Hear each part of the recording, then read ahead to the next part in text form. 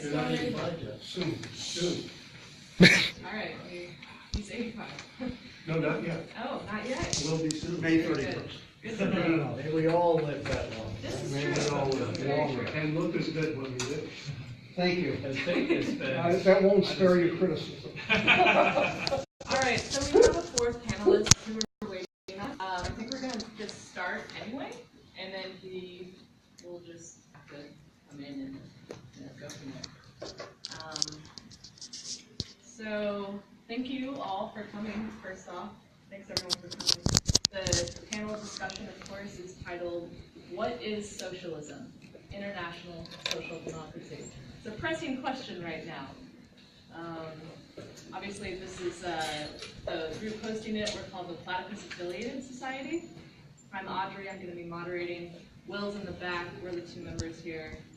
The Platypus Affiliated Society was established in 2006. It's an international organization that hosts reading groups, public fora, research, and journalism focused on problems and tasks inherited from the old 20s and 30s, new 60s and 70s, and post-political 80s and 90s left for the possibilities of emancipatory politics today.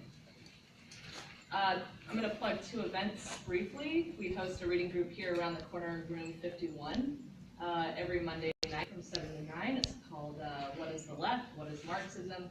If you can't tell, we ask a lot of questions. It's kind of our thing.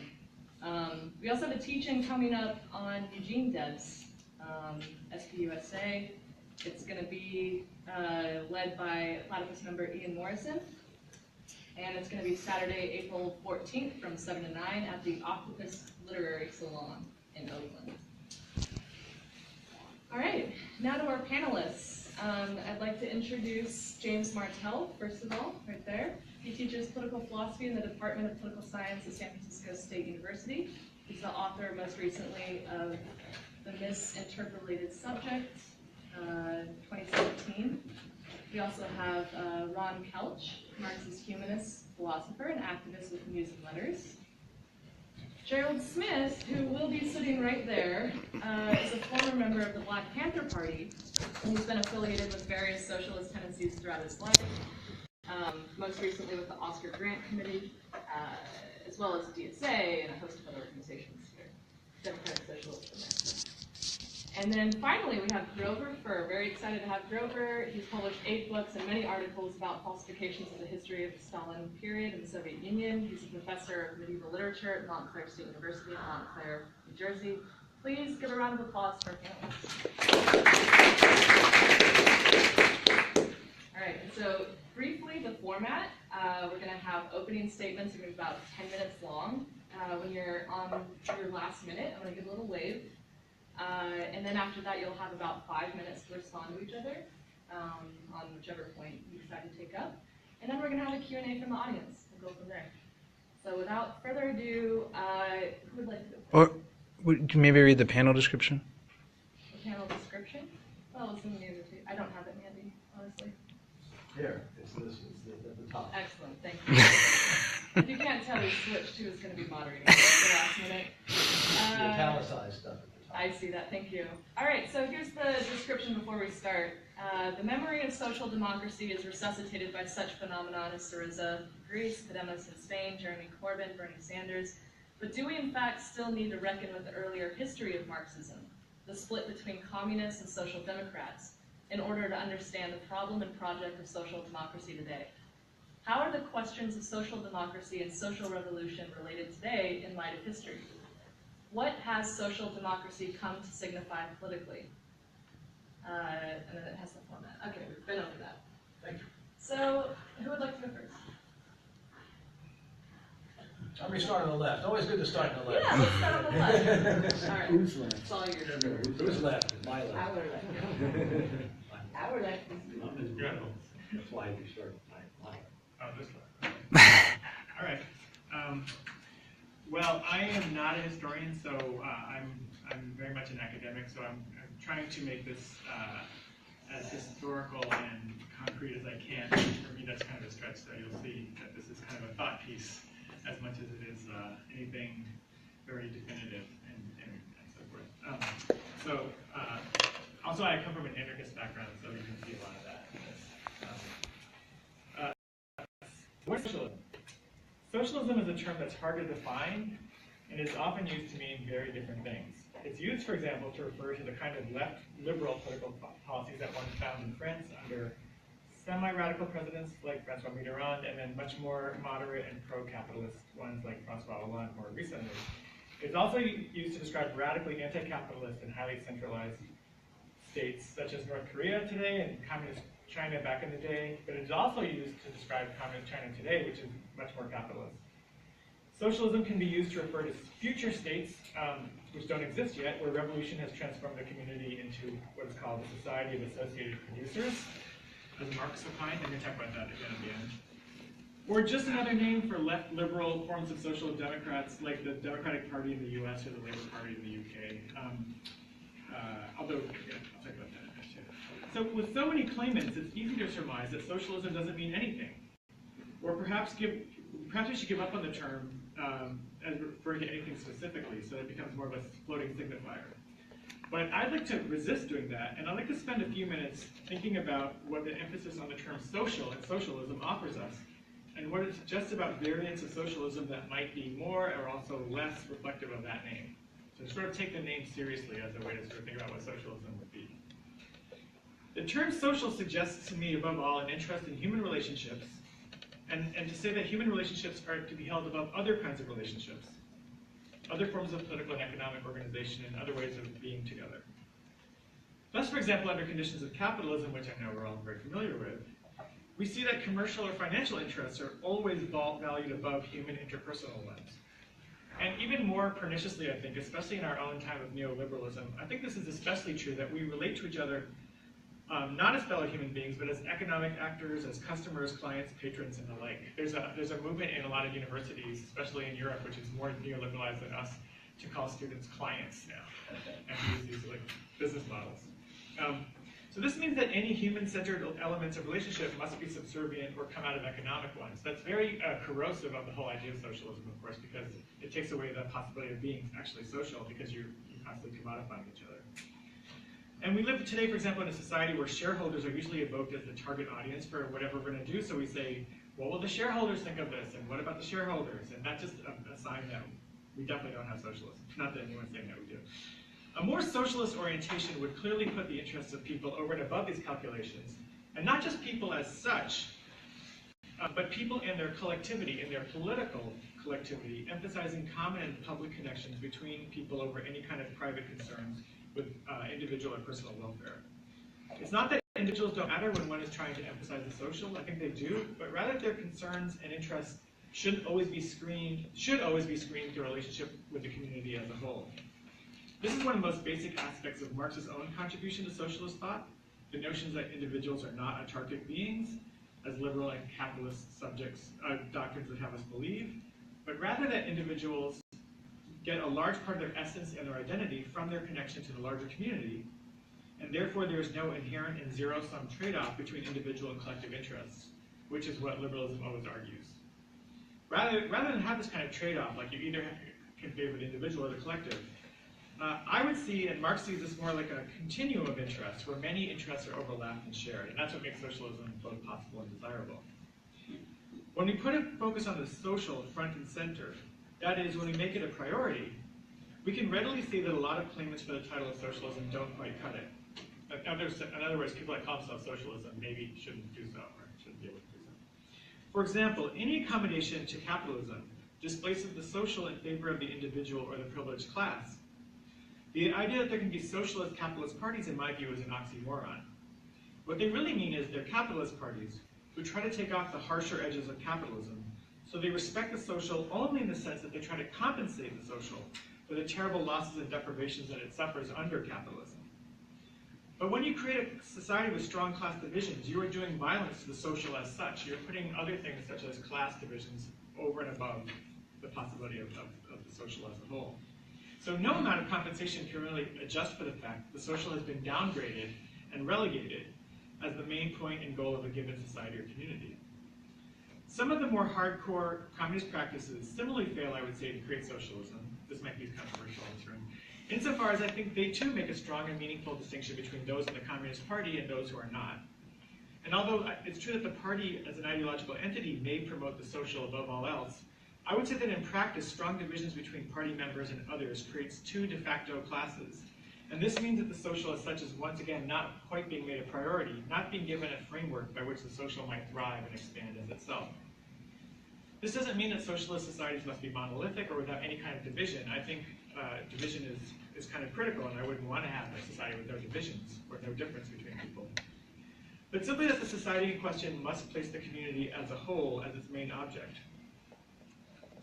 If the collectivity doesn't prioritize itself as such, there will be not just variations in the community, but the kind of set and hierarchicalized variations that you find under capitalism in particular, and fascism of course too. And I think these kind of divisions are intolerable for a community that calls itself socialism. Any form of internal division that's actually rendered meaningful and backed by force and violence is reinforcing, which is reinforced by some overarching power, will by definition reduce and eliminate the social as the site upon which these divisions are visited. I'd even go further and say that it's probably true in my view, this is the anarchist point, that a genuinely socialist community can't really have a state at all if it is to be properly suitable for the term socialism, because the state, like the party, tends to create distinctions in society between those who run the state and those who do not. And this too endangers, even in the most well-meaning hands, the priority that the social influence should have. So for that reason, I would say that really the only political movement that regularly strives for socialism, as I see it, is anarchism. This might come as a surprise to a lot of Marxists who historically have a lot more relationship to that term than anarchists do. And I don't want to repeat all the arguments between communists and anarchists about that. I will say, and this is not an original point, that the end stages of Marxism is very similar to anarchism anyway, and I think so both strive for socialism. Maybe the fight is about how to get there. But I guess anarchists tend to be much more suspicious about states as vehicles to get there and how that does damage to the social in the first place. In fact, as a peace offering to Marx, I would return to this phrase, a society of associated producers, as a basis to think about what socialism could look like, or maybe what it already does look like, because I don't think there's any reason to think that even if capitalism and state sovereignty dominate the world, that we haven't already had and currently have certain islands and moments of pure or nearly pure socialism already, and historically. A society of associated producers invokes a situation where individuals remain as such, with whatever identities or histories or narratives they have, as family, community, kinship, group, ethnicity, and so forth. But that these producers are associated with one another, which is to say that their primary form of political life comes in their collective form of association. From their separate positions, they come together to actively and tangibly constitute a political polity. And this, to me, is the most important point, that the social can only exist when it has a political expression, which is to say we're always social, there's always social relations, et cetera, et cetera. But if there's no forum and meaningful place where people can come together and be political together as a whole, then you can't have socialism, right? You can't. I don't think you speak of socialism. So it's not just like, oh, we all like each other, we're all friends, blah, blah, blah. But I think there needs to be a political version of that to make this come to life and make this real. And for me, that's the definition of socialism, which is individuals joining up to form a society where society itself is the point, and that there's a forum in which that point can be realized and experienced. I think it's probably a bad idea to speak about pure socialism, or to say what socialism is really like finally and ultimately, insofar as there's inevitably going to be, and probably have already been, countless iterations of socialism. But what I think they would all have in common, or have in common, is, as I suggested, a priority for the social itself over capital, over states, over parties, over nationalisms, and any other way to keep us divided and conquered. The rest is up to each separate society. Socialism in this way could be said to be the start of politics rather than its end. What those communities do with their social power and authority is entirely up to them. To conclude, I personally would advocate that we refrain from using the word socialism for the myriad forms of politics and economics that do anything but deliver the social to us. The social always exists, as I said before, but it becomes politically meaningless when there is no form or mechanism by which it can appear to itself. I don't think something like the US Congress is such a mechanism. What you get there is an elite that represents mainly itself. The social is not physically present, not activated and viable, visible to itself. And to be fair, no one except Bernie Sanders has ever, as far as I know, uttered the word socialism in the halls of Congress. So I don't think it's really that controversial to say that socialism doesn't exist and isn't abiding in the US Congress. When and if we do get some mechanisms that allow the social to be present and visible as itself to itself, then I think we'll have fulfilled the promise of socialism that's inherent in the very name. Thank you. Thank you. Well, I'm sorry, y'all, I just left the Black Workers Organizing Center meeting in East Oakland, didn't quite get here on time, I apologize. Okay, we're going to be moving from the left. So next up we have Ron Couch. Thank you. I think most people know something about using letters, Marxist humanism. And so this idea of having 10 minutes on what is socialism is, as James said, is quite a challenge. But what I wanted to start off with was today's Financial Times has, what would Marx and Engels say today? Two corporate consultants who are saying the Communist Manifesto is as relevant as ever. And they rewrite it, of course, according to what they think Marx and Engels would have said today about the extreme inequality, and they change certain things like proletarians to the capitalists and proletarians to the haves and the have-nots, and proletarians unite, activists unite. But they say 90% of the verbiage they went through is that this is what we need today to save capitalism. So I put this up, I put this up out there just to say that Marxists are so, from my point of view, are so vested in the idea that they represent the real knowledge about the end of this damn system and the foreboding about what we're facing now. There's a lot of foreboding, and among capitalists are saying this thing is going down. There's been many articles about we're going to disintegrate and go back to something like the Middle Ages, and I can show you that. So what I wrote, and kind of in this spirit, and I think kind of in the spirit maybe of James was doing this, my own very concise idea of what is socialism, a 10-minute manifesto. It's based on a lot of other writings, and I should share some of those, and a lot of other research into Marx himself. So with that introduction, let me just go through this and share this with you.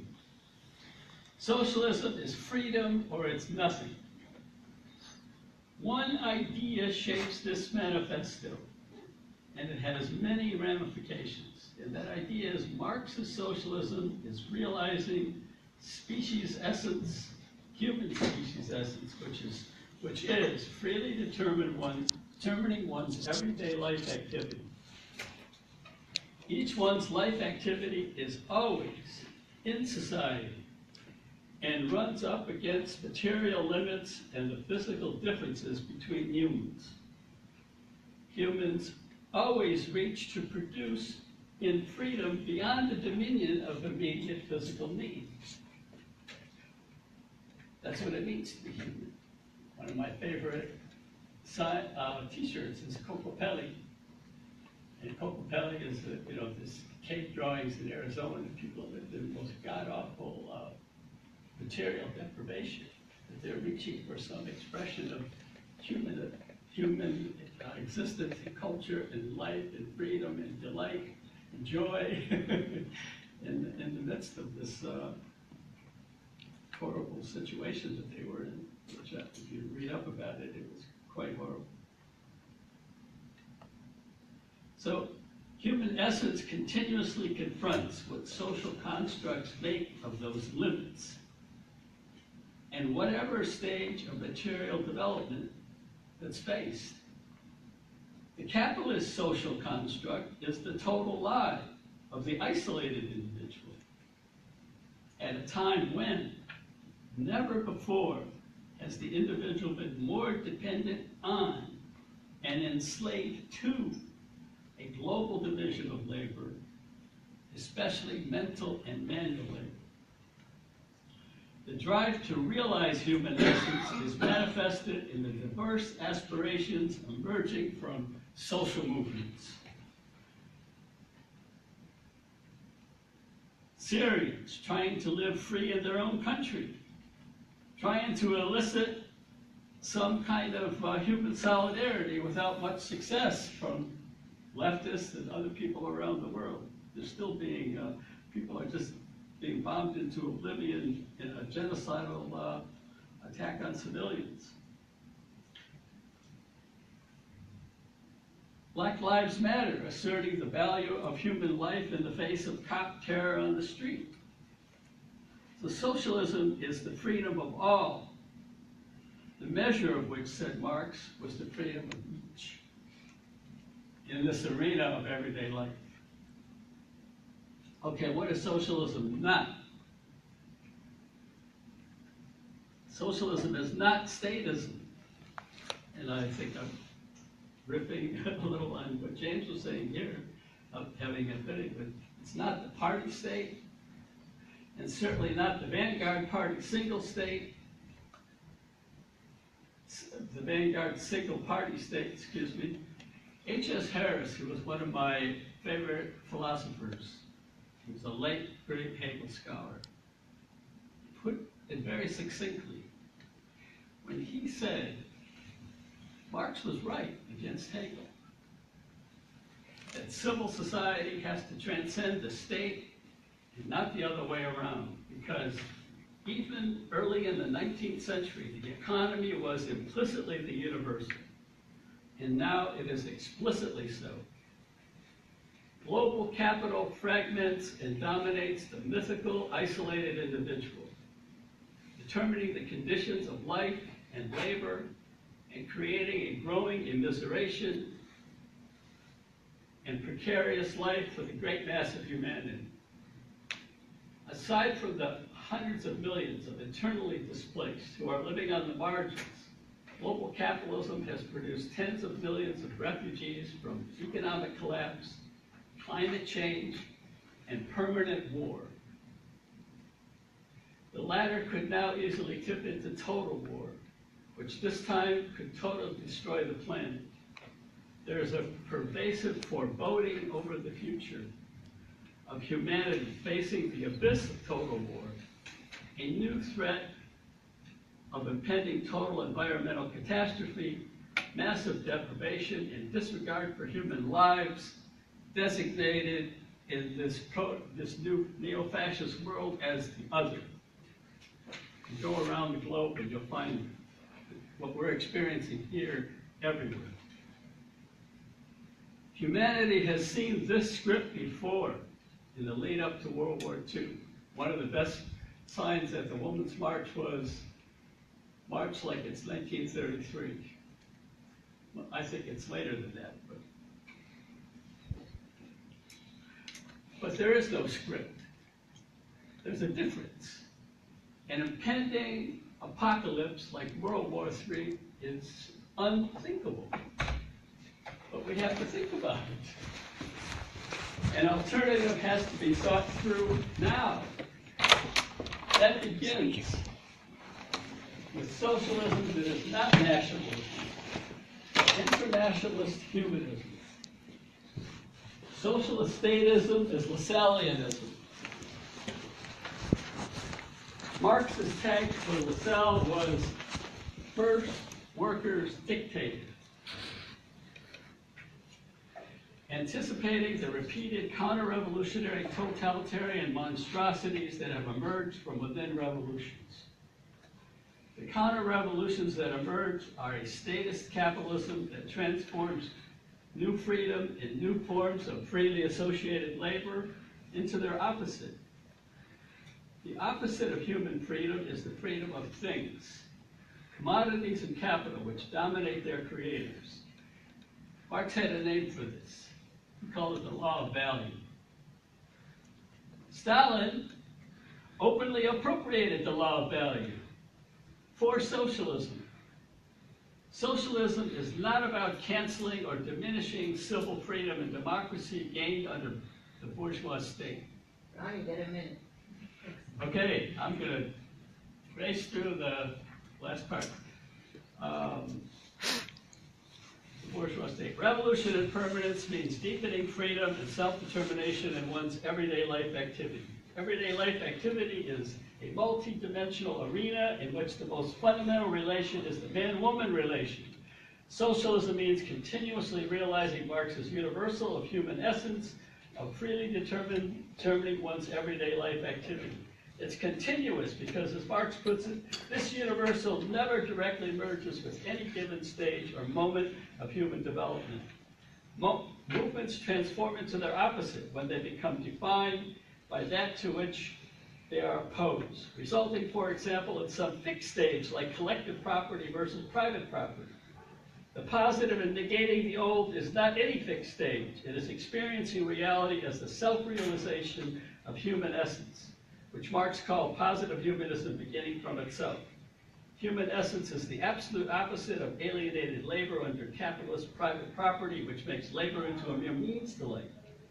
In contrast to the post-truth Trump-Putin world, socialism begins from facts that emerge from the drive to be free, to freely determine everyday life activity, whether in immigrants asserting their status as human, or the humongous masses of women who dwarf the inaugural crowd of the sexual assaulter-in-chief,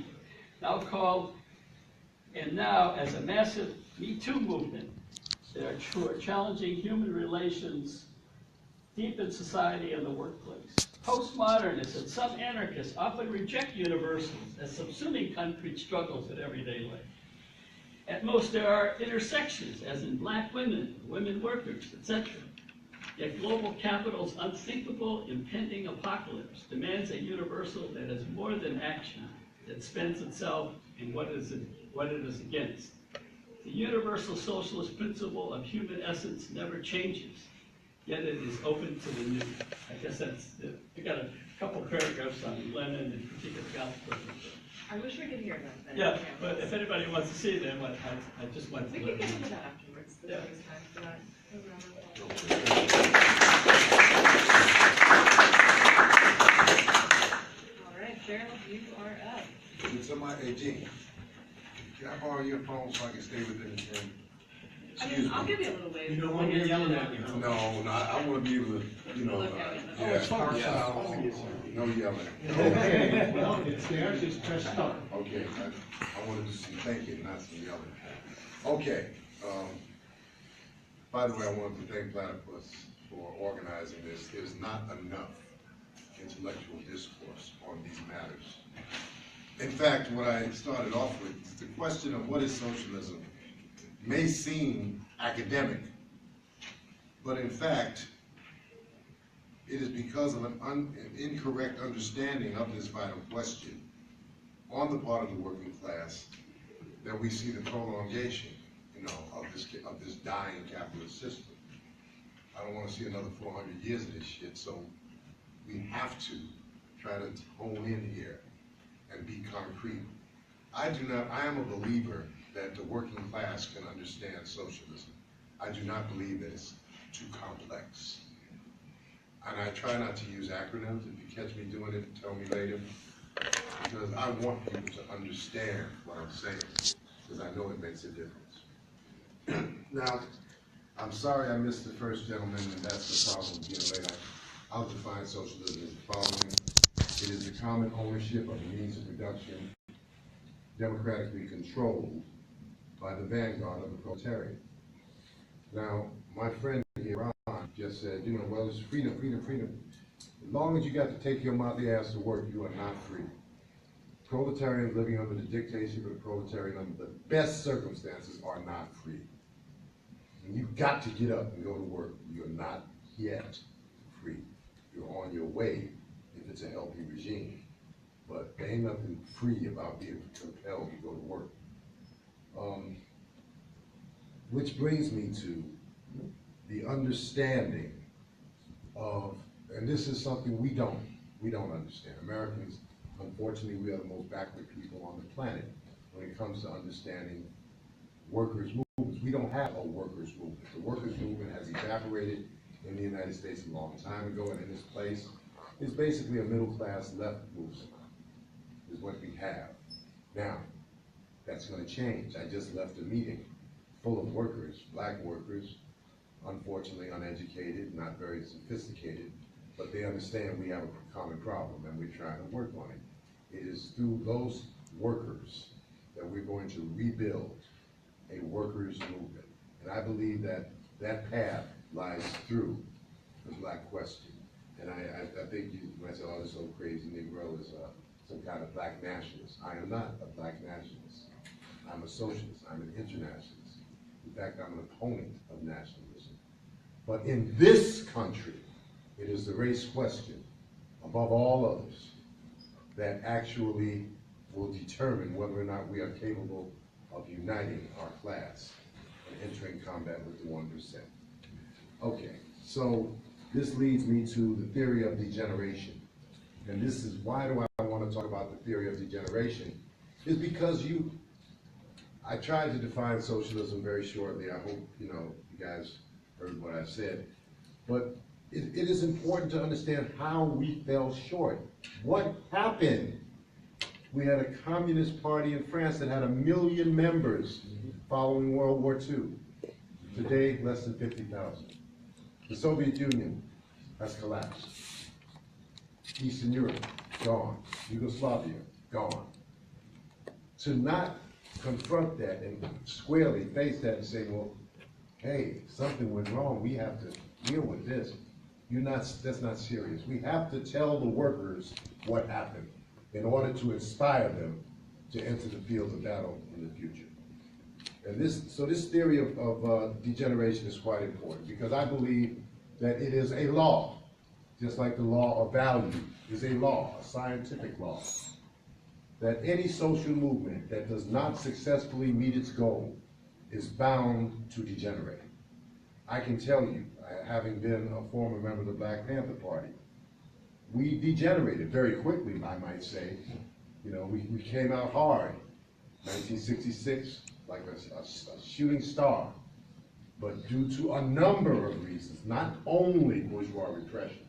Bourgeois repression was one reason, but also theoretical underdevelopment, and among others, isolation, bad theory, the proletariat being the vanguard from our perspective at that time, helped to accelerate that degeneration to the point to what we became, the Black Panthers became in the city of Oakland, when they closed their doors in 1979. Might have been the best thing they could have done, in my opinion. Okay, so the Black Panthers started off clearly as a subjectively revolutionary force and degenerated. The civil rights movement took off, developed a mass base, changed America, and degenerated, and basically slipped into the Democratic Party, to the point to where I think I can clearly say that the Democratic Party is the elephant's graveyard of the social movements in the United States. You want to know where many of them went? Look at that decrepit Democratic Party in your Hillary, and what it's become. And still, to this day, I know, because I work in the Black community, some people in my generation look to that pathetic bourgeois institution, corporate institution, to defend their rights. A more serious mistake could not be made. And I tell you what, it's changing, because our young people are looking at it differently. Who is going to uphold the solution? As we said in the Panthers, you're either part of the problem or part of the solution. Well, we need some solutions right now. Excuse me. I'm not, the best to help, but I'll do the best I can. So this theory of degeneration has to be applied universally. You have to look at every revolutionary or social movement that you feel showed potential and try to understand, why did it not reach its goal? Okay, so if we look at the early socialist movement, I would like to single out the German Social Democrats, because they were indeed the leadership of the Second International. And they got off to a fast start. I mean, we're talking about, this is the party that was in close, I don't want to say alignment. Marx may have been in England, and Engels also may have been in England for a while, but they had a relationship with the Germans. And the Germans, they led a fairly sizable caucus or faction in the German Social Democratic Party. At that time, the word Social Democrat did not have the political meaning that it has today. And I'm gonna try to get to that as quickly. Uh-oh. Not my friend. to make the point clear, the social democracy degenerated, all right? It was a struggle, a fight led by, you know, they talk about Lenin, but nobody was. Rosa Luxemburg, I think, played a very prominent role in trying to, you know, hold back that degeneration through her magnificent book, Reform or Revolution. And as a result, eventually she was won over to communism and then murdered by who? The social democratic leadership, Shadimanoski, etc. Okay, at that point, the social democracy lost its revolutionary fervor. It had degenerated. It had lost its revolutionary potential, and in its place, the Communist Party was born, and it attempted to carry on the revolutionary traditions of that social democracy. And I believe, I'm not going to have a lot of time, so I have to just say that that Communist Party, I think the original sin of the Communist Party and its failure to continue the revolutionary tradition of Marx and Engels lies in the unprincipled revision of Marxism, particularly on the question of socialism in one country. In 1924, Stalin came. I can show you documents where before 1924, Stalin, along every Marxist in the world, understood that socialism would be an international effort of many countries working together. But Stalin, in 1924, proclaimed that Russia could build socialism in one country. And this became, it was downhill from there. And by the way, I remember one time David Hilliard wrote a document in the paper talking about who's going to have socialism in Oakland. So if you can have it in one country, I guess you can have it in one city. Huh? No, horse shit. You cannot have socialism in a single country or, obviously, a single city. So here is what Engels had to say about it. My time will be up, but I'll read this one quote. Engels, in a book, on a piece called The Principles of Communism, wrote the following. Will it be possible in this revolution to take place in one country alone? Engels answers. This is one of the founders of scientific socialism. No. By creating the world market, big industry has already brought all the peoples of the earth, and especially the civilized peoples, into such a close relation with one another that none is independent of what happens to others. Further, it has coordinated the social development of the civilized countries to such an extent that in all of them, bourgeois and proletariat have become the decisive classes, and the struggle between them the great struggle of the day. It follows that the communist revolution will not merely be a national phenomenon, but will take place simultaneously in all civilized countries, that is to say, at least in England, America, France, and Germany. It will develop in each of these countries more or less rapidly, according to one country or the other, has a more developed industry, greater wealth, a more significant mass of productive forces. Hence, it will go slowest and will meet most obstacles in Germany, most rapidly and with the fewest difficulties in England, and it will have a powerful impact in other countries of the world and will radically alter the course of development which they have followed up to now, while greatly stepping up its pace. It is a universal revolution and will accordingly have a universal rage. That is the original sin, I believe, of the Stalin regime. Socialism in one country. Down with it.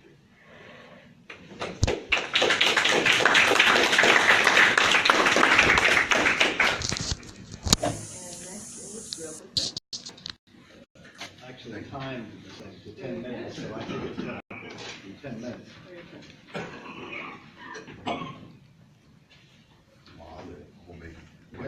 Hard to kill. What is socialism? What is democracy? What is social democracy? Socialist democracy. This panel has clearly been focused on the old question of communists versus social democrats in connection with the present-day political developments.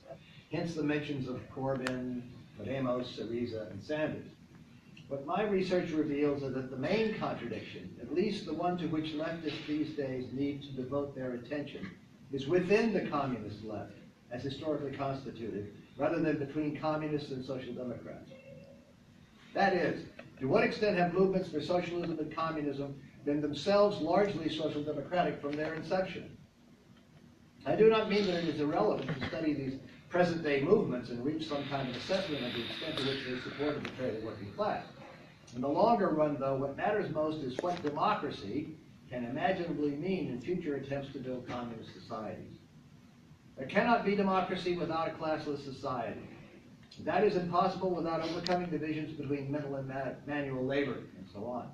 This emphasis may sound utopian or distant. After all, the key question for many seems to be how to get to a revolutionary situation. But it is this vision of the egalitarian future that must become the guide for current leftist political movements. Let me state an uncomfortable fact. We do not know what socialism is. We don't know what democracy is. And the Social Democrats didn't either and do not know today. Real democracy is impossible under capitalism because wealth will always get the power, whatever the formal mechanisms of government. But democracy is normally identified with representative multi-party systems under capitalism, all of which are a fraud. Democracy, by which I mean real democracy, democracy worthy of the name, ruled by the people, is not mainly a procedure of voting. It is not only inputs, it must include outputs, results. If the results, the outputs, are not in the interest of the working class, then the procedure is not really democratic, regardless of what it is. This fact exposes capitalist democracy as a fraud. Socialism is a rubber concept. It has no fixed meaning.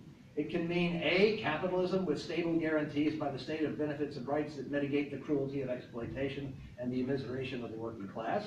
Or it can mean B, the quote, first phase of communism, to use Marx's term in the Critique of the Rosa program, the first stage of society after a seizure of power through a proletarian revolution. By definition A, we can never have democracy because the capitalist ruling class will use the forms that it calls democratic to disguise its dictatorship. Therefore, the only important question is how to effect democracy after a mass revolution under the leadership of a communist party has taken place. There have been two important attempts to bring about democracy after a proletarian revolution. The first was that of Joseph Stalin during the 1930s. The second was Mao Zedong's during the 1960s. Both are worth careful, detailed, and objective study. Indeed, we can't advance in our understanding of how to bring about a truly democratic society, one that empowers and benefits the working class by both inputs and outputs, without such studies. Stalin's failed attempt at democratization is especially fruitful. It is the process that I have studied. Stalin began planning a new constitution for the Soviet Union shortly after the 17th Party Congress of January 1934. His plan included a proposal for universal, secret, direct, and, most important here, contested elections. Voting was to be for individuals, not by slates. Candidates would be nominated by social organizations, trade unions, clubs of all kinds, even religious organizations.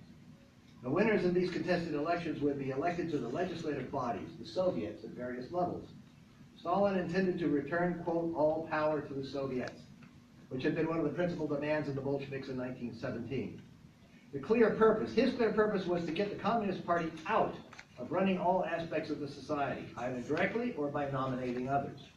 This, Stalin hoped, would return the Communist Party to the role it had played in the days before the revolution, that of being tribunes of the people, fighting for the interests of the working class, winning workers and others to communism.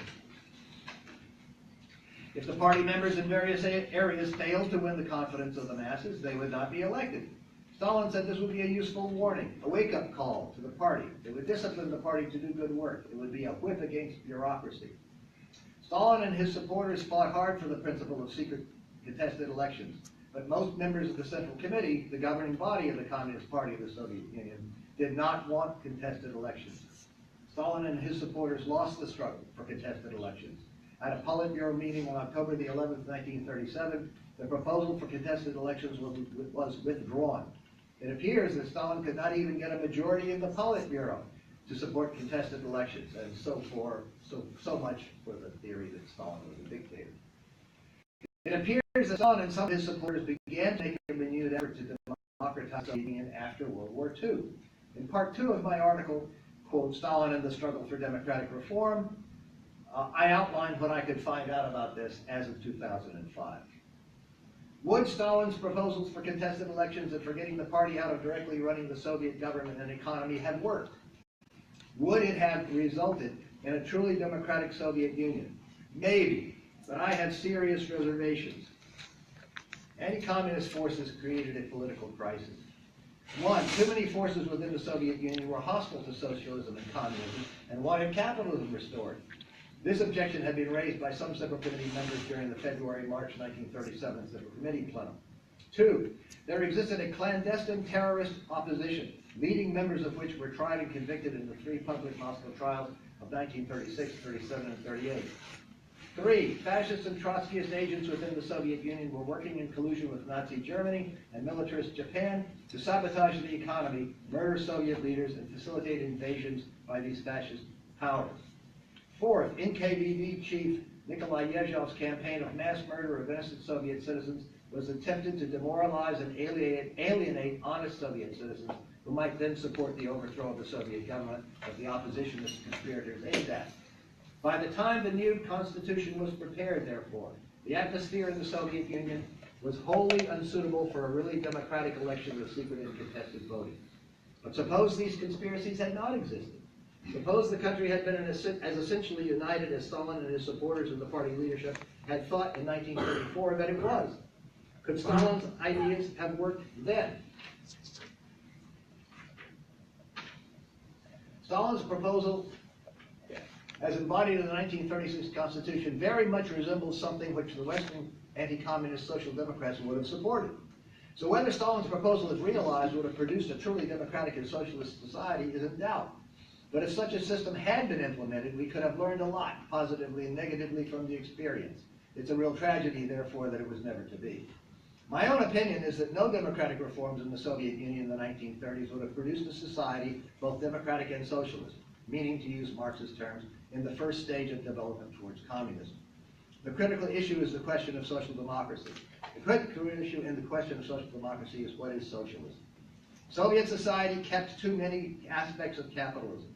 In fact, the Soviet understanding of socialism resembled too closely the capitalist model of European social democracy. Soviet society then did not evolve towards communism. Instead, it evolved backwards towards capitalism. This evolution became more evident after Stalin's death, but the roots of it had to be laid during Stalin's and even during Lenin's time. In my view, broad-based representative democracy, such as Stalin advocated in the 1936 Soviet Constitution, would not have stopped this development. Not because the Soviet Union was undemocratic, but because it retained too many aspects of social democracy, inequality and privilege, to permit it to develop towards communism. So we do not know what socialism is and what democracy might look like under socialism, or to use Marxist terms, during the first phase of communism. The experience of the Soviet Union, particularly during the Stalin period and that of the Chinese Revolution, especially during the Mao period, represent a precious legacy for humankind. The history of these magnificent attempts at human liberation are a great textbook from which we can learn vital lessons for the future that we cannot learn anywhere else. But only if we realize this and study them. Only if we reject the anti-communist lies about these heroic periods and study them in a spirit of objectivity, so we can learn to imitate the things they did correctly and avoid what they did that was mistaken.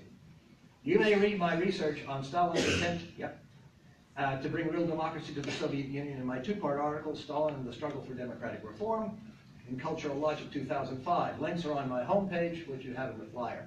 I also discuss it in my 2015 book, Yezhov versus Stalin, The Truth About Mass Repressions and the So-Called Great Terror in the Soviet Union, also on the flyer. During the Q&A, I can elaborate more fully on the particulars of Stalin-era politics, if you wish. The main thing I wish to leave to you with is to redirect the main contradiction from one between social democrats and communists to one within the communist movement, as it has historically taken place, and continue to supply guidelines, both positive and cautionary, for the future. Thank you. All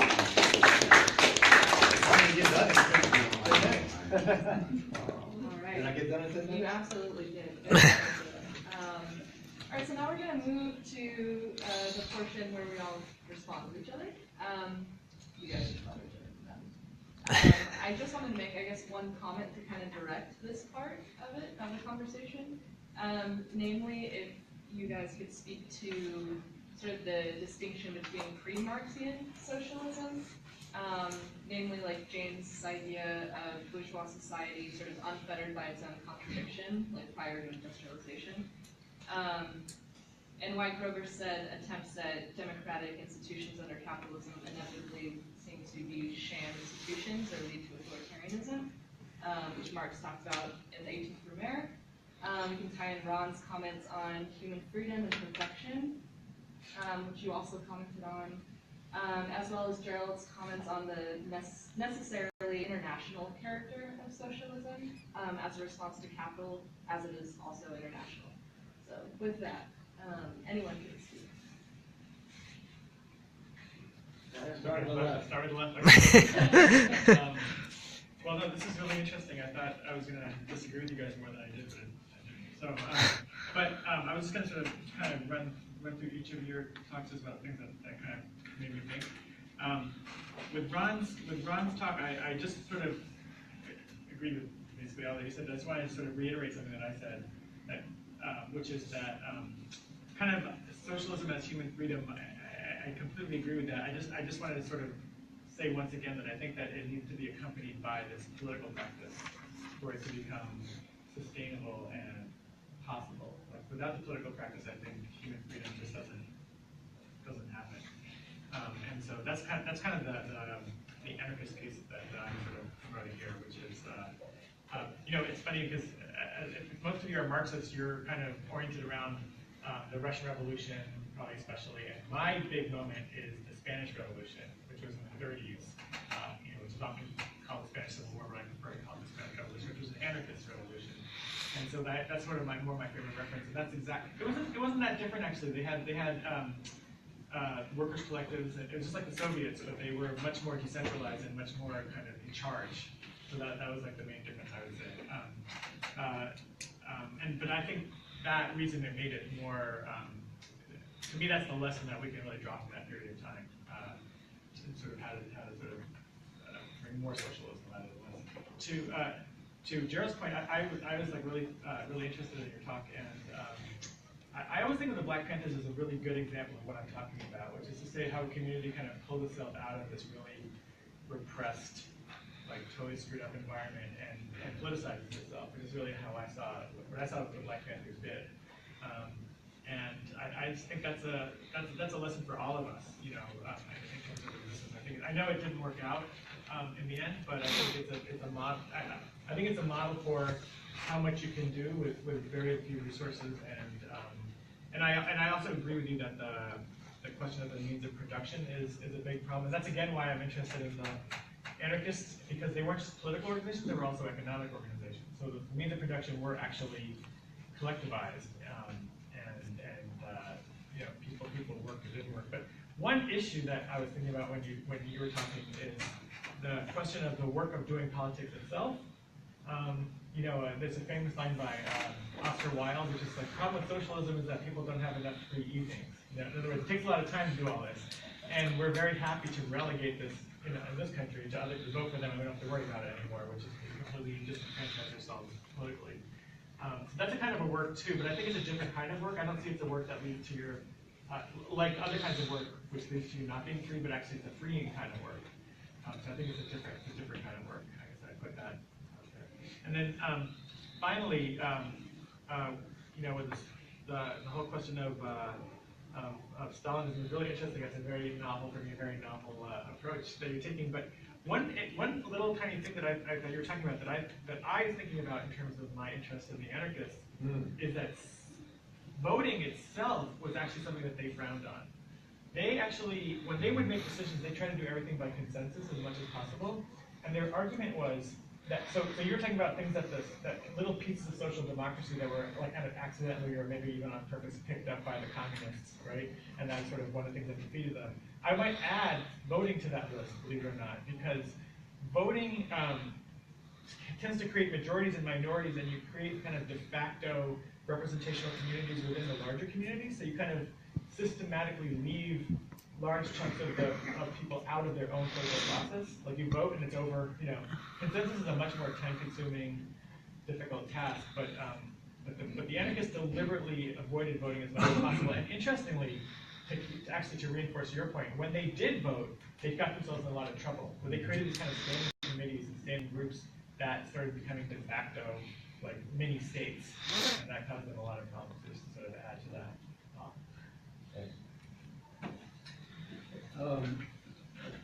Yeah, I had an affinity with a lot of the things that were said in the panel.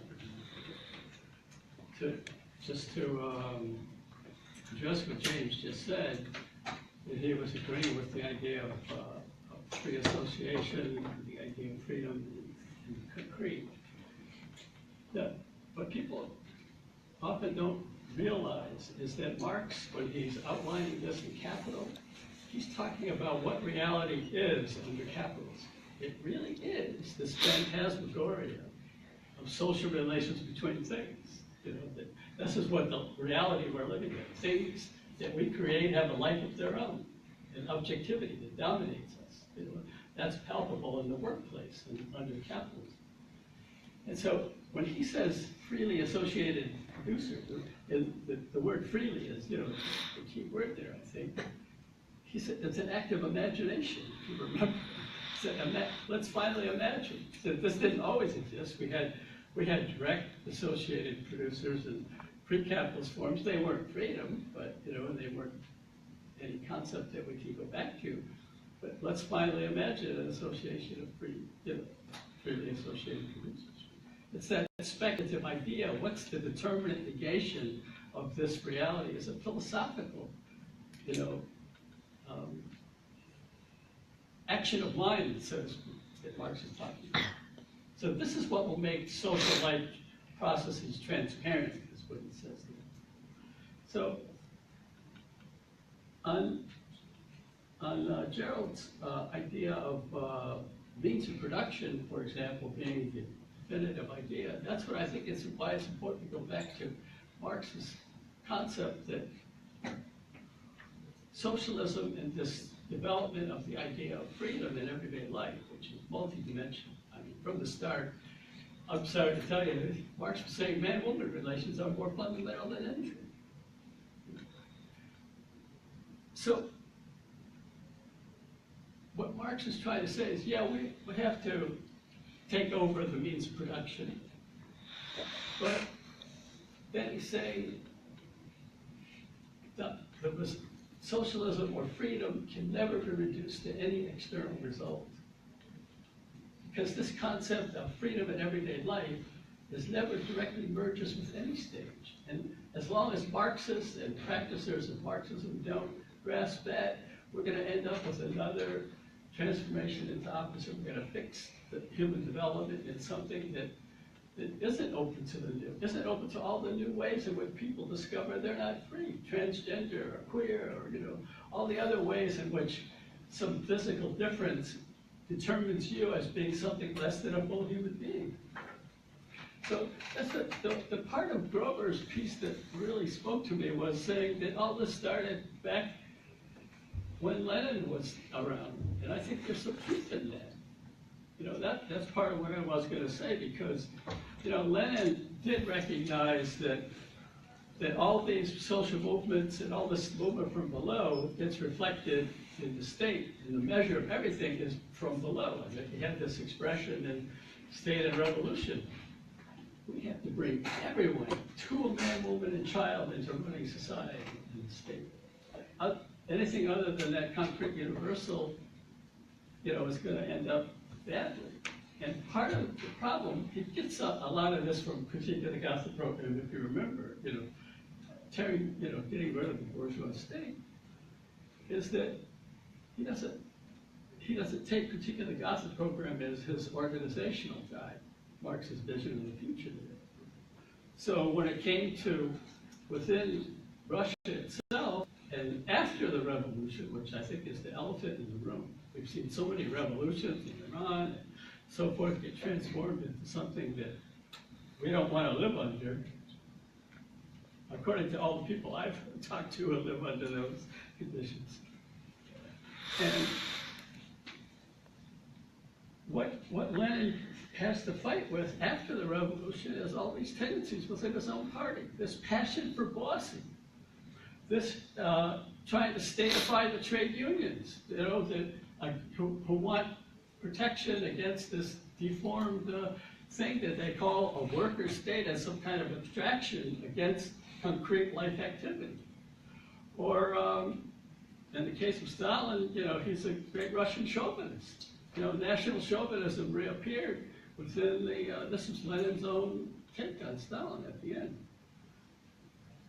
So what Lenin didn't recognize is that particular Gothic, I have not given you time, so let me know. Yeah. Huh? You're fine. You have a minute. Okay. So, what Marx's particular Gothic program does is return again to this idea of the universal of freedom in everyday life activity.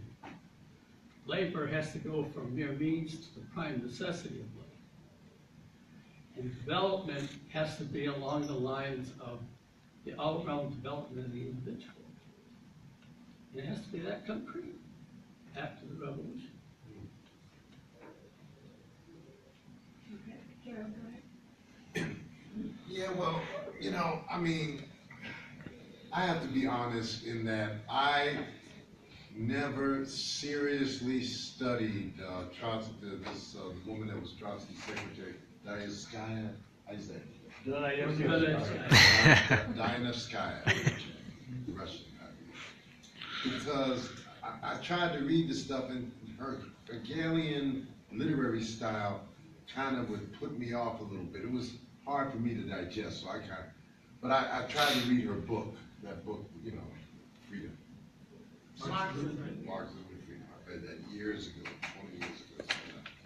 I do think that there's something to be said about the relationship between freedom and alienation. And this, I don't care who you are, we have to start to understand something went wrong in the existing worker states, particularly Russia, East Europe, when the workers did not fight to maintain these worker states. Why would they just walk away from them? Why would they allow their worker states to collapse? Something was wrong. That I agree with you on. But They fought against it. They didn't well, just allow it to collapse. to a large extent, excuse me, to a large extent they were apathetic. They did not pick up weapons in either way. Poland, they got a little bit too close to a civil war, but and surprisingly not in Russia. And they suffered after the collapse of the Soviet Union. So, you know, excuse me. And now for the anarchism in the Spain thing, I'll say this. I read a book, Lessons of Spain, Lessons of the Spanish Revolution, I think, by a guy named Paz, P-A-Z. Yeah, and I think he got it right, because he talks about how the anarchists had actually, after the general strike in 1936, they had it right there. But they vacillated over the question of whether or not to take power. And as a result, Franco came to power, because he didn't never vacillate on that. So I would just disagree with you about that decentralization thing. I think that was a major error, and that, you know, they missed a very important opportunity. For my brother, Grover Fur, I would say. When you say, you know, we're trying to find out how to get to a revolutionary situation, and I don't know, maybe this is a thing in your thinking, but revolutionary situations sometimes occur without the intervention of revolutionaries. They come into reality spontaneously sometimes. Now, the real question is then, so I disagree with, you know, you want to find out how to get there. The question is what to do when you're there, when the situation avails itself, when the bourgeoisie collapses, when they enter a crisis. What do you do at that point? So revolutionary situations, as I said, occur without the intervention of revolutionaries. Sometimes the question is, what should revolutionaries do when confronted with the opportunities opened up in a revolutionary situation? And this, in my opinion, was Lenin's contribution. And the whole question of a democratically organized, democratic centralist vanguard proletarian party. Because by having that organization in place, you can at least figure out what to do. You have a chance. No guarantees in this world. Okay, I disagree with you also fiercely on the question of that we don't know what socialism is. It's true that Marx said that future generations would work out the details, but some of the basics have already been given to us by history.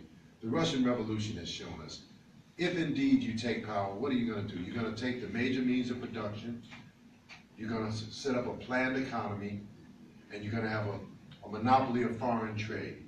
Those are musts. If you don't have that, you don't have a worker state. Look at Cuba, right? The one thing they do have, they ain't got much, but they got that. And that's why they still are able to resist imperialism. I would like to stop with that. How many minutes have we got? 5? Oh, okay. I don't think it's very interesting. I took a lot of notes, so I'm just going to make a few remarks. We'll try to make them as provocative as possible. Mr. Martels, we don't know the history of anarchism in the 20th century. I've been studying sort of a project. I'm working on the role of the anarchists in the Spanish Civil War. The anarchists played a shameful role in the Spanish Civil War.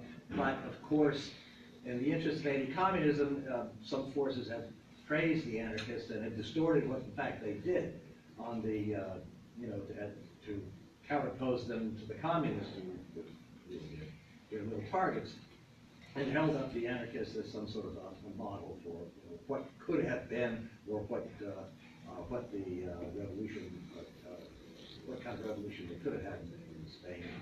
And I think that's false. There's a recent article by Paul Preston, who's one of the top scholars of the Spanish Civil War in England, who exposes, he spent his life studying the Spanish Civil War, exposes a really bad role of the anarchists in the Spanish Civil War.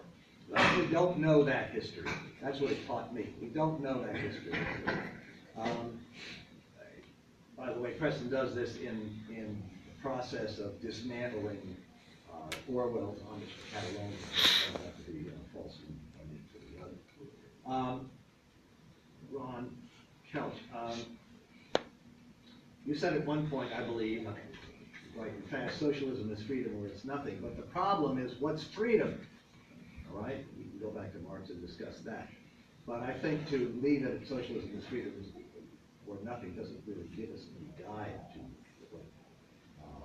understanding socialism, which is what I try to do in looking at the concept of socialism very briefly that existed in the 1920s and 30s during the Stalin period of the Soviet Union. You also said the most fundamental relation is the man-woman relation. I don't care if Marx said it. I don't know who said it, but that to me seems wrong.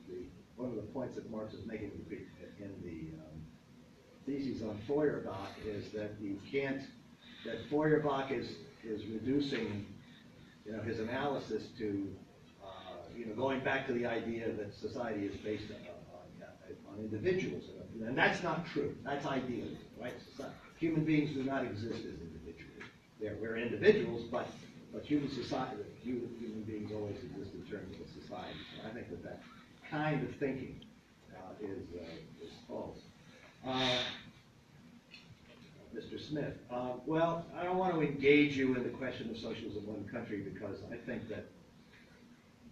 that discussion has been so distorted that it would take a lot of historical digging to really produce an understanding of what was really at stake here.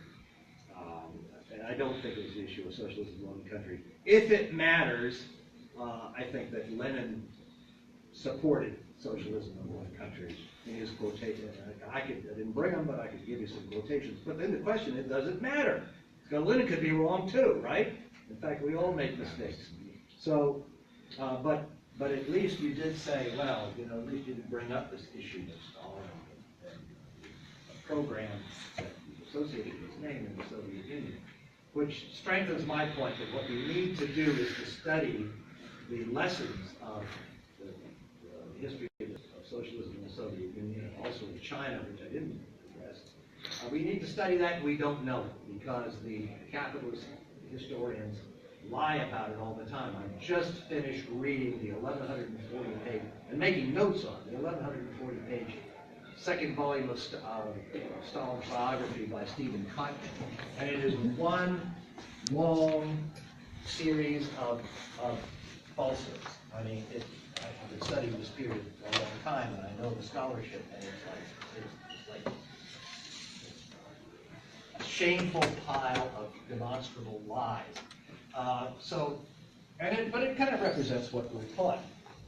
And so therefore we don't know the history of socialism or Soviet Union. And we need to know it, not because we want to bow down and worship it, not because we want to throw it out, but we have to learn it. All right, so we have a lot of time for questions. I just wanted to start with one. I want to take them one at a time so that we don't layer them and have any kind of selective thing. So yeah, go ahead. I obviously can't cover the full gamut, but let's just talk about the so-called shameful role of the anarchist. Well, there was one Let's anarchist. just try and keep it to like a minute and a half tops also. Just like that. Well, can I have my time back because you just interrupted? Durruti refused to join the Popular Front. There's the key that, in my opinion, separates the Stalinist analysis of Spanish Civil War and what I consider a revolutionary analysis. A Popular Front included the Esquerra and the other Republicans. They accommodated to the lawyers of the capitalists who fled over to the side of Franco. Not only that, they were presented by Abd el-Krim with a motion to grant national independence in Morocco, and we will evaporate Franco's army. All parties of the Popular Front betrayed, including the Stalinists and Souk, Poum, all of them voted no, Spain has special rights in Morocco. So no one evaporated Franco's army. Okay, so there was also the columna, another column of anarchists that wouldn't join the Popular Front. The Trotskyists wouldn't join the Popular Front. That is a trenchant analysis. So what Mr. Burr does is he makes a conspiracy that Poum opened the front for the fascists. The Poum were mistaken, but they were ruthless fighters against fascism. It's not true. I didn't say that. My opinion. Let's try and refrain from attacking figures and try to have I can't be neutral when someone lies about it. So you're interrupting me, but that's okay. I'm just wondering if there's a question in here. I'm not trying to talk ethereal theory about love and freedom. I'm trying to talk what happened in actual history. If you want to defame anarchists, go ahead, but be truthful. You want to defame Poum, then tell the truth. I think let's let James respond. I actually agree with what you're saying, because I was going to say that Gerald left, but the thing that really betrayed the anarchists was exactly the Popular Front, and the problem was that, and this is back to the question of voting, the elected standing committees that ran in Barcelona and in Catalonia, they were the ones who were all hesitant. They were the ones who wanted to stay in the Popular Front, so they fought down their own rank and file who wanted absolutely to reject the Popular Front, and they wanted to take over power entirely. And so all that hesitation stuff comes from the kind of non-anarchist aspect of the anarchist society that was because of things like voting. And so I disagree with you. Okay. It's hard to make it into a minute and a half, but I was born and raised in Poland in the 50s and 60s. And to me, Hitler's Stalin Pact is not an aberration. It's actual affirmation that their principles were fundamentally the same. Socialism in one country, National Socialism, there was no mistake. And the proof of it was the dividing of Poland between Germany and Russia. That was the opening of World War II. So, I can stand with Miriam before looking at this and saying, my whole being revolts against this portrayal. I wanted to get back to the fundamental nature of the man-woman relation, because that's something that Marxists flatly deny. What is most important is working class, proletarians versus capitalists. That is the fundamental question. And Marx says, no, that is not the most fundamental question. In various forms of society, you have various groups that are opposed to each other, lords and serfs, slaves and masters, whatever. But man-woman relation, if you don't recognize the basic humanity of the person you're actually living with, then you don't have a free human society. You haven't yet started the course of human history. So man-woman relation is not because it's some fancy or something that we can put on Marx that's only now flowered. It's very fundamental to recognize everyone's humanity, including the person you're the closest to. You have both a material, physical relationship with, and how is that material, physical relationship made human? Not just the mother of your child, but actual human relation. And that's the basis for a beginning of a human society. So that my challenge to the panel is to argue that man, woman is somehow not the most fundamental of Marxism. Okay, well, I'm not gonna talk about that. I'm gonna go back to the Hitler-Stalin pact, as you call it. You're completely wrong about it. The Molotov-Ribbentrop Pact, or the non-aggression pact, whatever you want to call it, was essential, and essential not only for the Soviet Union, it was essential for the Allies defeating the Nazis and fascist Europe that was invading them. You say they divided Poland. Well, certainly the Germans did, and the Polish class helped them do it.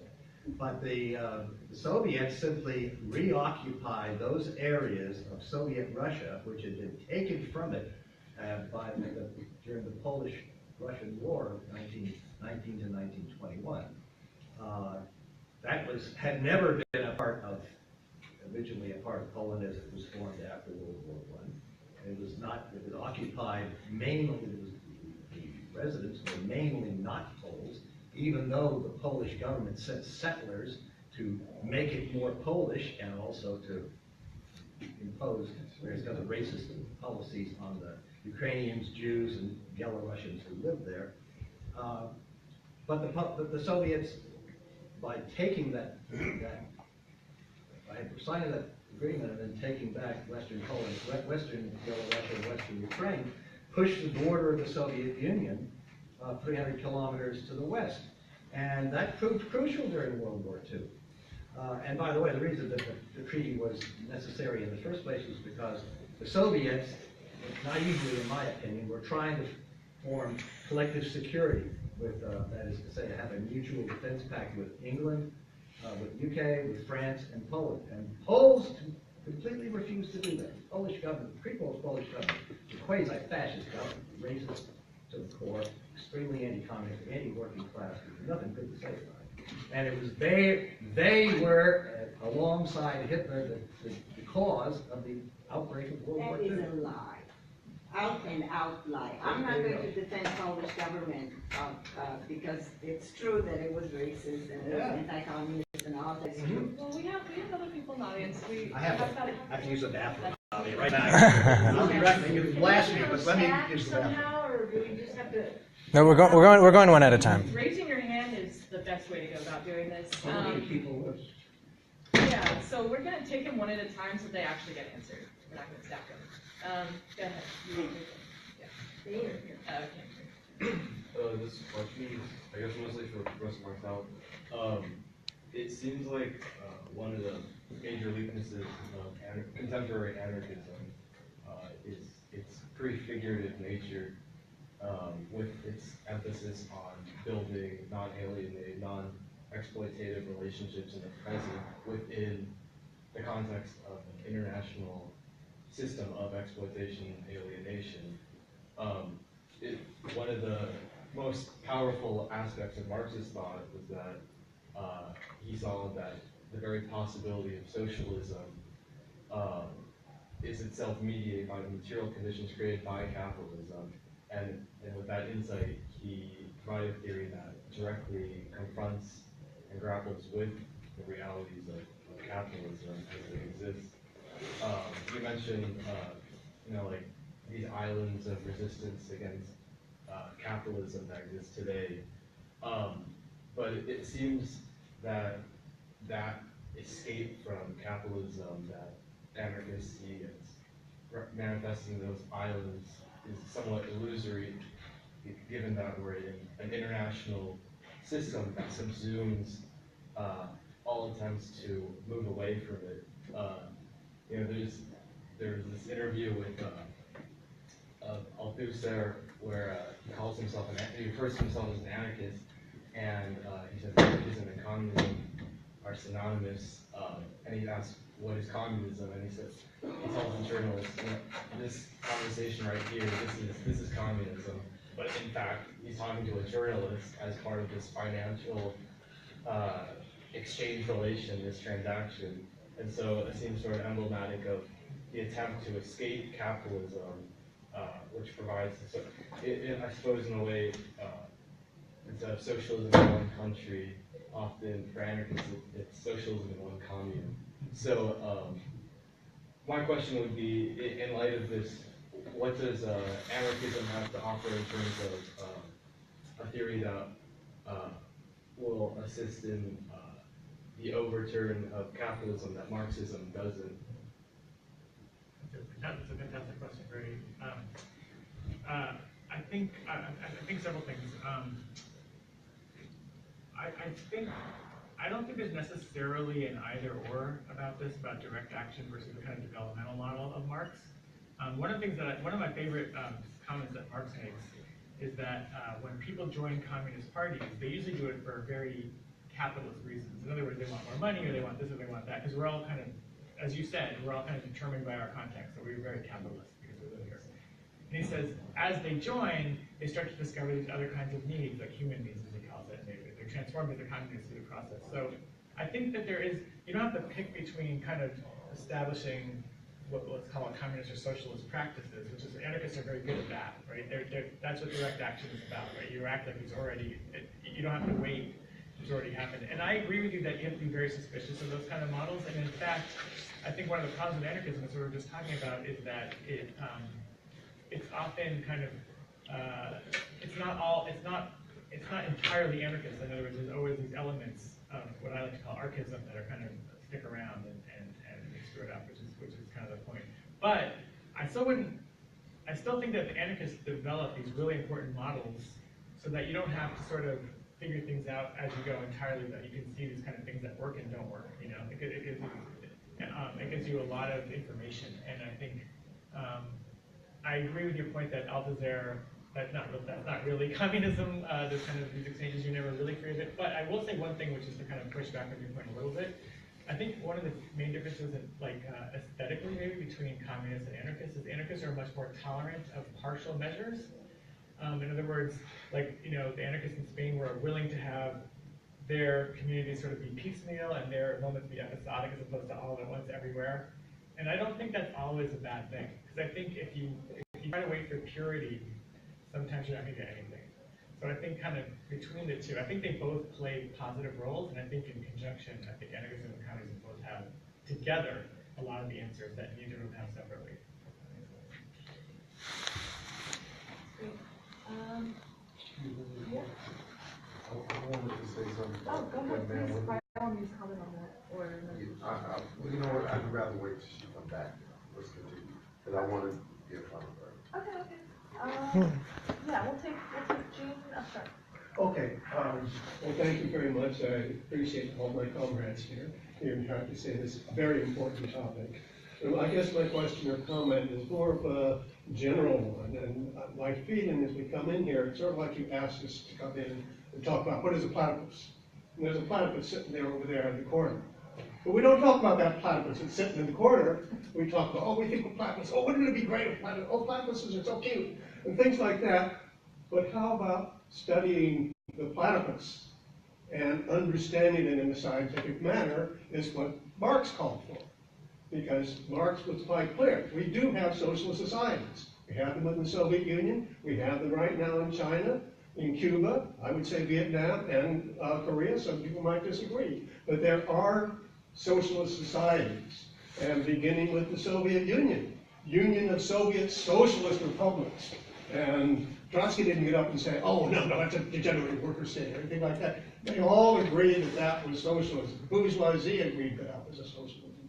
And the workers of the world agreed that that was socialism. And Marx says, you need to study this scientifically, not based on your prejudices. Because American leftists, we've never made a revolution, but we seem to think we know more about revolution than the Chinese do, or the Cubans do, or anybody else. So I just want to say, ask people to address the question, what is a scientific analysis of socialism, the real socialism, not the socialism that exists in your heads? That's my question. Or you, yeah. I mean, if anyone would like to comment on that. Yeah, that's a very good question, because, Gene kind of made a leap saying, Marx said there was socialism, but Marx didn't live to see any of those things that you described. And so what do you do when you have things that happen and they get transformed in a way that nobody anticipated?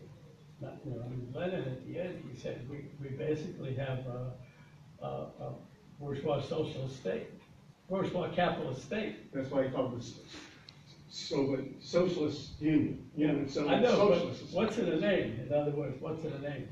That's the critical question. So, what does it mean to be scientific? That's the question that I see you raising, which is really important. In other words, when you have a society that recreates the same preponderance of dead labor over living labor, reflected in the 5-year plans, when you have a society that says the law of value operates, when you have a society where the prevailing economists say, do not read chapter 1 of Capital, it should be dropped, which Althusser also said, from the teaching of economics.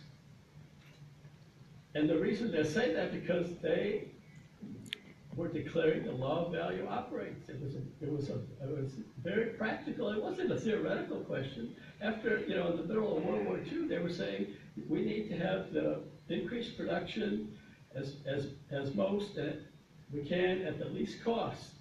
And it was another formula for doing that, and it was all reflected in the 5-year plans. And it was a reflection of how Marx talks about the predominance of the production of means of production over means of consumption in volume 2 of Capital when he looks at the whole thing as a whole. So that to me is scientific. I want to address this because I believe without that actually the workers do need to understand what I consider to be the transition from capitalism to communism. I do think these words have a meaning. This is where I disagree with you. Communism, socialism, capitalism, they do mean something. Mm-hmm. And communism to me means a classless society. So when I talk about the transition from capitalism to communism, I'm talking about how do we get from where we are now to eventually a society in which we have freedom. So where we don't have classes, where we don't have a state. The state withers away. Obviously, you can't start off with that. If we were to overthrow the capitalists tomorrow, we would have to establish prisons and jails because there would be antisocial elements about that simply could not be allowed to run the streets, raping folks and then carrying on with state. So we still have to lock some people up. So some people would say subjectively, oh, that's capitalism. No, that is the results of capitalism. It is a legacy of capitalism. But when you overthrow capitalism and establish a state, that is not socialism. You have established a workers' state. Lenin, in his great book, State and Revolution, tries to explain, and also the author, Marx tries to talk about it a bit too, tries to talk about this transition. So the object of having a workers' state is one, to defend that workers' state from what? From the encirclement of capitalism. So you have to have not only prisons to lock up the muffins, But you do also have to have an army to protect that worker state from the residual capitalist states that surround it. You also have to have a state to plan the economy so that it can grow and the socialist sector can take over. You know, these people went around dogmatic fools talking about China's a capitalist country and all this foolishness. People don't seem to understand that socialism has to be built. Just because you overthrow the 1%, you don't, bing, I'm socialism, I'm here. No. In order to develop socialism, you have to build up what's called the socialist sector of the economy. The day that you overthrow capitalism, you inherit, maybe you get, you know, all their factories, stuff like that. But that's not socialism. You have to turn this economy into a socialist economy through planning and building that socialist sector. You're going to have some capitalism operating in a worker state initially, as we see in China today. I don't like it, but I don't know. I think maybe they've gone a little bit too far, possibly. But still, I happen to like China. I think it's wonderful that they're able to stand up and now become one of the most powerful countries in the world. You out of your mind, that's wonderful. These silly ass fake leftists running around calling cap. They don't know the difference between capitalism and socialism, or a worker state. Eventually, as the revolution extends itself to other countries and the capitalists no longer are a military threat, that's one of the biggest parts of your budget. You can start to build your economy even faster. And eventually, when everyone has a job, when everyone has what they need to live, the state can begin the process of withering away. That's my attempt to explain it. Let's have Rosa weigh in on this. Yeah, what is the question after all? It went around and around, but it started with your question on. Talking about Gene's question? No, I'm sorry, I didn't get your name. I didn't. I didn't? Okay. So it started with his question, and then it ended up with Gene talking about ultimately the distinction between this sort of like Jacobin-esque bourgeois democratic revolution and its limits that it reached in industrial capitalism. Well, this is, okay, I mean, maybe I misunderstand the question then, but it seems to me that this is what I tried to address in my hurried 10-minute commentary here. And the upshot of which is this, let me just say it briefly. We don't know the history of socialism in the 20th century. I have been studying the Soviet Union for many, many years, and for the last 15 or 20 years, pretty much full-time, 7 days a week. And I keep discovering stuff that I didn't know. And I've learned to be suspicious of all the history we've been taught and all the experts on the Soviet Union and so forth. And not something to believe, but to check the footnotes and try to see what really happened. And we are in a position to do this now better than we have been in the past, because we have a large number of documents have been released from the former Soviet archives, which are very important. And also, there's a couple of Trotsky archives which are beginning to be studied. So we have a lot more primary source information. And provided we're willing to be objective and hold our own preconceived ideas in question, in doubt, we are in a position now where we can actually start to understand what happened in the Soviet Union. And believe me, you don't know it, okay? You've been taught it. And you may even have a PhD in it, but you don't know it. Stephen Kotkin certainly doesn't know it. And what we mainly get is anti-communist propaganda tricked out and dressed up as scholarship. So we don't know this stuff, and it's very, very important to study the history of the really existing socialism of the 20th. Certainly Althusser. Althusser didn't know it. Althusser was a Khrushchevite. He had to be in order to stay in the French Communist Party. You had to buy into Khrushchev's lies. My first book is called Khrushchev Lie, right?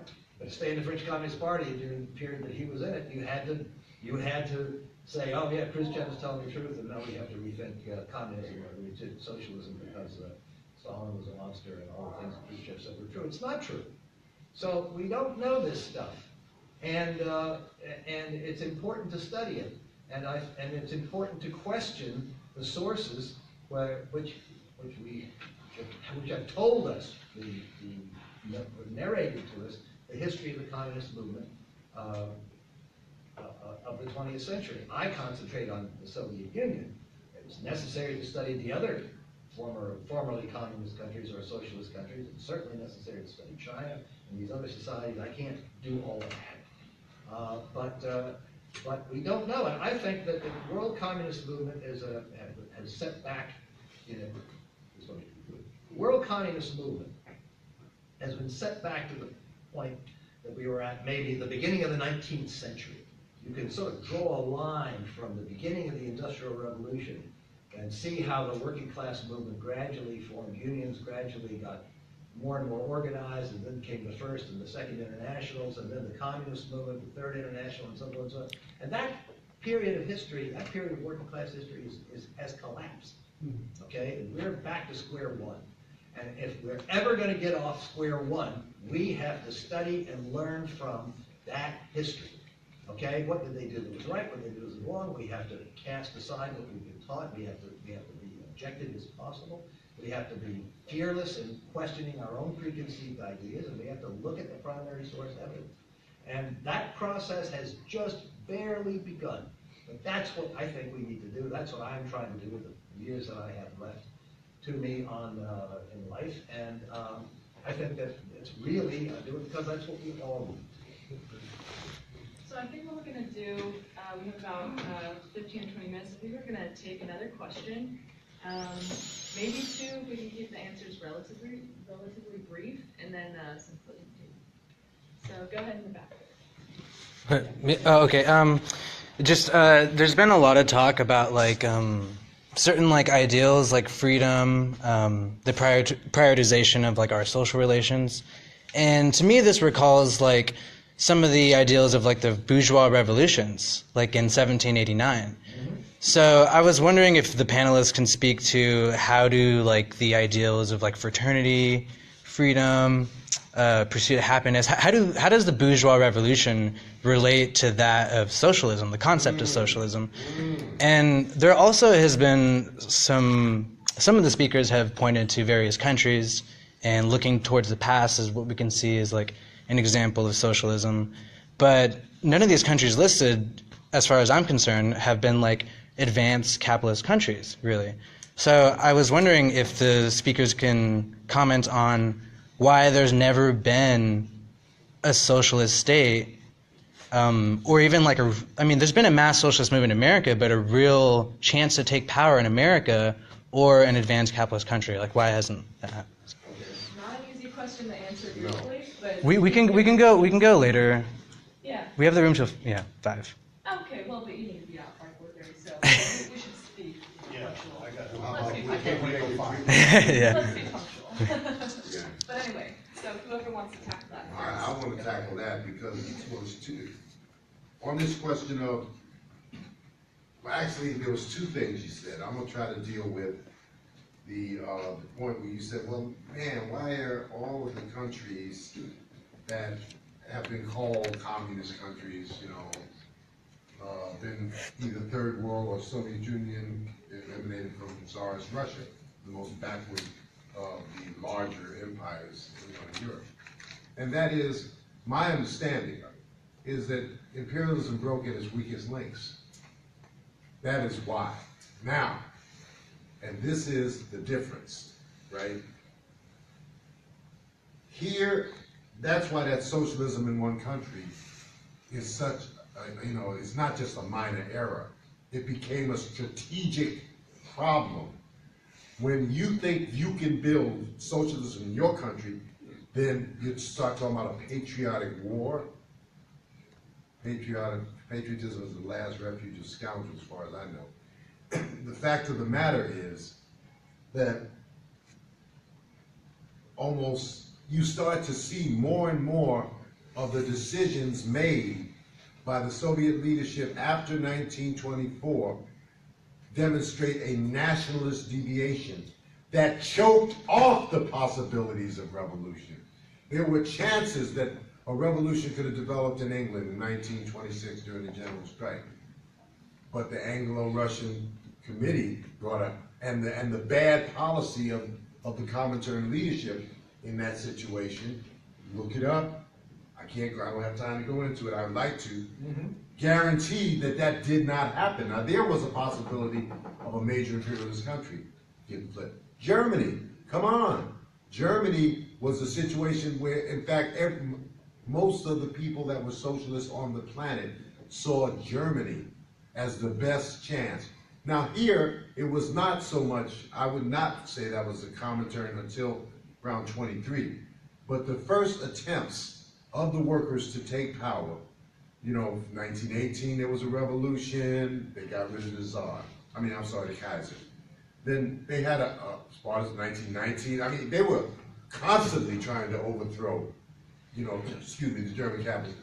They didn't have a leadership adequate to the task in that situation. But later on, and this is the crime, I think, okay, when I talk about the Stalinist regime and the Popular Front, where they united with the bourgeoisie. You can't unite with the bourgeoisie unless you already promised them, I tell you what, boss, we ain't gonna take your shit. Now, once you say that, and that's the basis of your so-called Popular Front, the maintenance of capitalism, that is a program that will demoralize the most conscious workers. And it did in every situation. France, Spain, everywhere the Popular Front came up, it choked off the possibility of revolution. So there were possibilities, I think, in particularly France with it, and clearly Spain. And the Popular Front as a strategy led to the strangulation of those revolutions. Those revolutions didn't just fail because the anarchists were not the only players in the field, okay? I believe that those revolutions were sabotaged from within by a class collaborationist program called the Popular Front. So imperialism broke at its weakest links, and that's why you see, Vietnam, North Korea, stuff like that.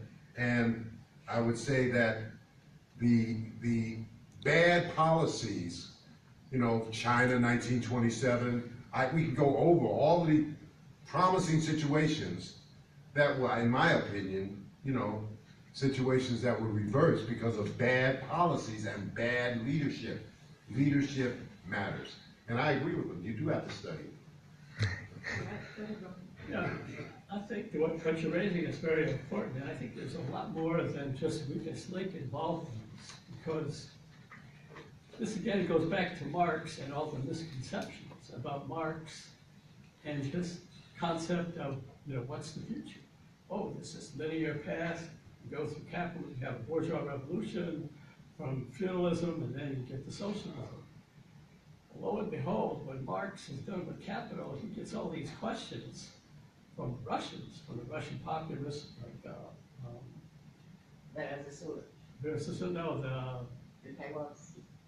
Makovsky, yeah.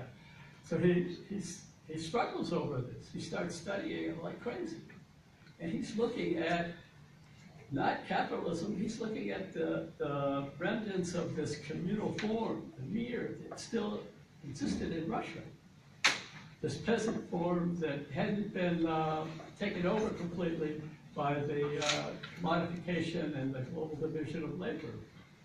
So he writes about 3 or 4 drafts of that letter. You can read them. So one thing he writes is that is very telling, that not many people pay attention to. There's a new edition of the Communist Manifesto in Russian, and Marx, who's always associated with, only the revolution comes in the most advanced country, all this BS, that it's going to come from Germany, says Russia has the best chance of any country. That's right. To avoid going through all this rigmarole of capitalism and all this torture, and to go to socialism on the basis of the communal form that exists there, if there's a revolution in the West. So it isn't a strategic question about a link, a weak link, but it's the possibility of freedom. He's saying that this could be the opening to, it actually predicts the Russian Revolution in 1883.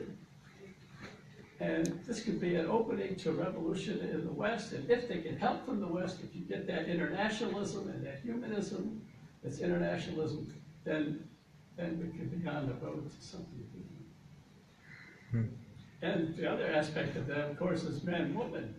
he starts studying the pre-capitalist societies and saying, oh, look at these societies, women were a lot freer, but he doesn't say that this is the thing we got to go back to like Engels does. Engels says you just kind of add electricity to the primitive community and you got the new society. No.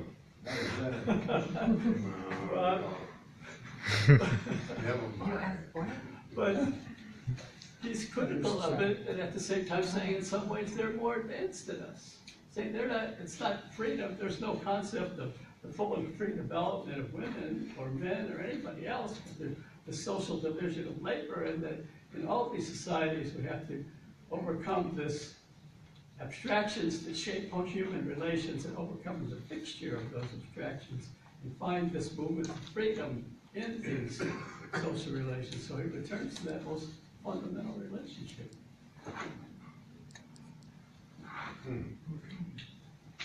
Okay, great. I mean, I wanted to get into closing statements so we can get out of here on time. But I guess I just want to, as like a way to kind of round up or sort of amalgamate a lot of the comments that are made tonight, trying to focus statements in a certain way. I think that apart from a lot of these historical points that we're sort of litigating and have been in the past, quite frankly, ad nauseum, I think that there's a central point, especially for a lot of young people today, which is this idea of freedom. And socialism, for some reason, keeps coming up again and again. And whatever seemed to happen in 1848, where there was this ostensible continuation of a bourgeois democratic revolution, but found itself suddenly in crisis, that haunts us today. These categories that we treat undialectically oftentimes, liberty and equality as though they're intention, were treated as identical by Kant and Rousseau and Hegel. So what's the point of socialism? What's the need for it? What's the necessity of socialism? Why does it haunt us? Go ahead. Yeah, we can start from the left. Okay. In 2 minutes? Yeah. I think that's a great question. I think part of what socialism can do is to undo all the damage and all the false forms of freedom and equality that this is actually to answer your earlier question about the bourgeois revolutions. They came up with, and Marx on the Jewish question, I agree with him 100%. These are all completely false rights and false freedoms. But we've been so kind of conditioned by those that we don't really know what freedom means anymore. And these terms, like they think the building blocks of socialism, they turned into the opposite. So socialism has to take all that stuff back, I think. That's why we need it. Sort of as if the bourgeois revolutions had never happened, so we can actually have the thing that they felt accepted.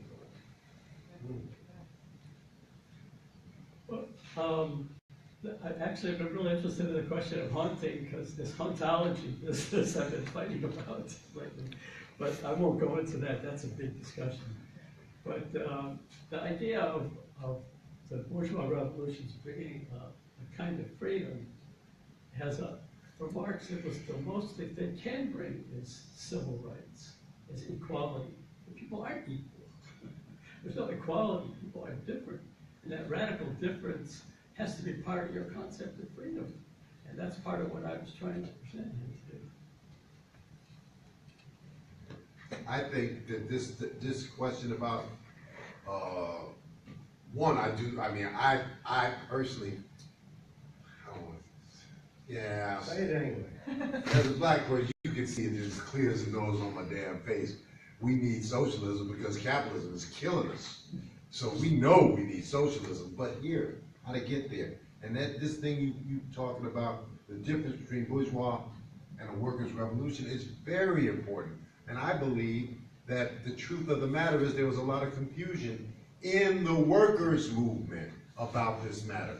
So that, for instance, Lenin, bless his soul, and I think he's one of the greatest workers' leaders ever lived, was wrong about the development of the Russian Revolution. He believed, my understanding is, and I think it's fair to say, that he talked about, well, we need to have the dictatorship of the proletariat and the peasantry. Because the peasants were like 90%, the workers were like 5%. Well, the truth of the matter is, you're not going to have a dictatorship of two classes. Eventually, they landed on the slogan, and I think it was correct, we need the dictation of the proletariat leaning on the peasantry. That made sense. That's right, I agree with that formulation. But why does it matter? Well, because your program defines how you see things and how you fight, you see? And by the Bolsheviks, I believe that they were deeply disoriented in thinking that what they were trying to lead was a bourgeois revolution. For so long, even during the situation where the revolution starts to slow down and degenerate, there was some, and I believe almost all of the oppositionists were talking about thermidor. And where did they get this thermidor from? That is when the revolution stops, right? Where they got that from was from the French Revolution. They were trying to compare their situation with the French Revolution. But as early as the Communist Manifesto, what does Marx say? He said the Communist Revolution is the workers' revolution, is a revolution of the immense, what? Majority. He said all preceding revolutions are a revolution led by a minority for the interests of a minority. So if you don't get that right, your ass in trouble. You are, I mean, really, it's going to lead to confusion later, it's going to lead to confusion later on down the line. So I think that is not a minor point, that there is a fundamental difference between a proletarian revolution, that is a revolution participated in by the majority, and that is our strength, and that is why our revolution actually, I don't fear nuclear weapons. We're going to dismantle them all. We can win because we are the immense majority. Okay, well, I'm glad I have the last word. Okay, so here's what I think. We don't need socialism. Socialism has been tried and has failed. We need to study why it failed. That's true. We need to study how to build something better. We don't, but I think that the word socialism, I mean, we need to do that, okay? I said that, so we need, but the word socialism, as we can see here, is so elastic. It means so many different things to so many different people that we should get rid of it. We need to learn how to build, let's call it the first stage of communism, as Marx did in the Critique of the Gotha program. Let's call it something else, okay? Let's study the phenomenon of socialism of the 20th century and find out where it went wrong. But let's not try to build that again, right? We need to go beyond that. We need to negate it to build something different, fundamentally different and better. And not in the direction, as I tried to indicate in my talk, of social democracy. I mean, that's a social democracy is a failure, and we should critique it and try to understand it and get beyond that. We need to go way beyond the concept of socialism as it's been understood in the past. And in my view, we stopped using the term because it sows confusion. It has too much baggage with it. We need to go beyond it. We need to build a new kind of first stage of communism that is going to be very different from what socialism was in the 20th century, or we're going to simply repeat the mistakes of this heroic past movement that failed, and that would be unforgivable. A round of applause for all of our candidates. You didn't get my leaflet here. I haven't run down.